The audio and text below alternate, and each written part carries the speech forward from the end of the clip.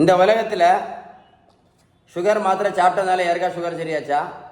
இல்லை ப்ரெஷர் மாத்திரை சாப்பிட்டதுனால யாருக்கா ப்ரெஷர் சரியாச்சா? இல்லை கெட்ட கொலஸ்ட்ரால் மாத்திரை சாப்பிட்டதுனால கெட்ட கொலஸ்ட்ரால் சரியாச்சா? இல்லை இன்சுலின் போட்டதுனால யாருக்காவது சுகர் சரியாச்சுதா? இந்த உலகத்தில் கேட்டுட்டு இருக்கேன். இந்த உலகத்தில் யாருக்கா சரியா இருக்கா? ஒரு ஆளுக்கு ஏன் சுகர் பிபி கொலஸ்ட்ரால் வருதுன்னு தெரியுமா? ஒரு ஆளுக்கு ஏன் சுகர் பிபி கொலஸ்ட்ரால் வருதுன்னு தெரியுமா? அதே என்ன யாருக்குமே தெரியாது. அதான் பிரச்சனையே. அதுக்கு காரணம் இன்சுலின் ரெசிஸ்டன்ஸ். இதை எழுதி வச்சுக்கிடுங்க. இந்த இன்சுலின் ரெசிஸ்டன்ஸ்னால தான் சுகர் பிபி கொலஸ்ட்ரால் வருது.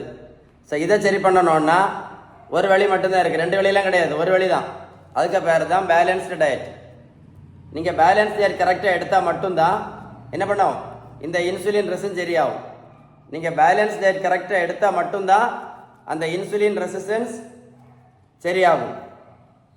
நீங்கள் பேலன்ஸ் டயட் கரெக்டாக எடுக்கல அப்படின்னா முதல்ல 2 மாத்திரை போடணும், அப்புறம் 4 மாத்திரை ஆகும், 4 8 மாத்திரை ஆகும், 8 குட்டி போட்டுன்னா 16 மாத்திரை ஆகும். இன்னும் நிறைய பேர் 16 மாத்திரை கூட வாழ்ந்துட்டு இருக்காங்க. நிறைய பேர் 40 யூனிட் 50 யூனிட் இன்சுலின் போட்டுட்டு இருக்காங்க. ஜாக்கிரதையாக இருந்துடுங்க. நீங்கள் செய்ய வேண்டியது இன்சுலின் ரெசிஸ்டன்ஸை சரி பண்ணணும். இதை சரி பண்ணலை அப்படின்னா திடீர்னு பார்த்தீங்கன்னா ரத்த குழாய்க்கு உள் பக்கத்தில் பிளாக் வரும். அதுக்கு பேர் தான் அத்திரோஸ்க்ளரோசிஸ்.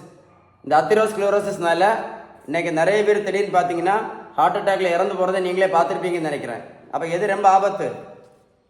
Insulin resistance very very very very important, ரொம்ப ஆபத்தானது. இந்த வீடியோ சேவ் பண்ணி வைங்க, ஒரு கூட போட்டு கேளுங்க. நான் இந்த விஷயம் கரெக்டாக இருந்தால் மட்டும் உங்கள் ஃப்ரெண்ட்ஸுக்கு ஷேர் பண்ணி கொடுங்க.